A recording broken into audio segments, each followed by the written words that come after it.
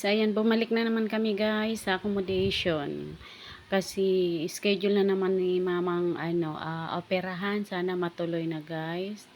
Yan, breakfast tayo.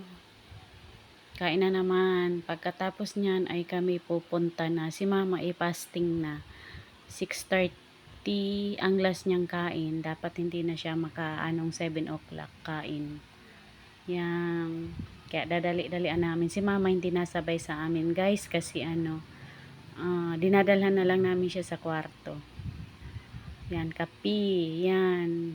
Kung gustong magkapi, may kapi. Pero ako may kopi ko ako kasi sobrang tapang ng nila kapi dyan. Kaya bumili akong kopi ko, hindi ko kaya yung kapi nila, matapang. Yan, breakfast tayo. Kasi maya-maya kami aalis na. Punta na kaming hospital maya-maya. Simba muna guys. First time ko sa Legazpi magsimba. Magdadasal muna tayo. Sana maging ang operasyon ni mama. Sana maging successful. So first time ko sa Legazpi magsimba. Ganyan talaga. Dapat pag linggo hindi yan nawawala sa ating mga Katoliko magsimba. Yan na talaga ang ko. Tuwing linggo nagsisimba at Friday. Sana maging successful ang operasyon ni mama. Ipagdadasal namin na sana maging okay.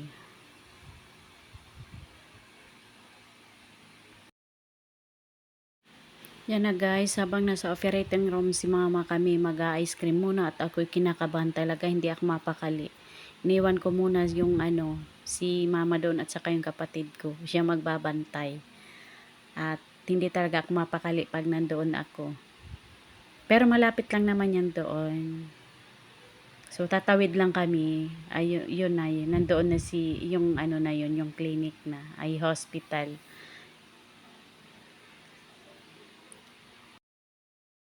Ayan na guys, dumating na nga ang order natin. Magda-try sana akong yung chili ice cream. Kaso baka maanghang. Kaya ang kinuha ko na lang vanilla, yung isa lemon. Ayan guys, pauwi na pala kami ng Calabanga. Naging okay naman ang operasyon ni mama. Hindi ako pwede mag-video sa loob at bawal doon. Maraming nakalagay doon. Bawal ang foods, drinks, bawal mag-video, bawal talaga ang camera. Kaya hindi na ako nag-video. Pauwi na kami guys. Naging okay naman ang mata ni mama. Mag-observe na lang kami 2 weeks. Sana makakita siya. Sana maging okay na ang mata niya. Kasi napakahirap talagang tingnan na ganyan siya. So, sana maging okay siya after ng operation niya. Okay guys, bye-bye guys. Thank you. God bless all guys. Bye. Thank you all.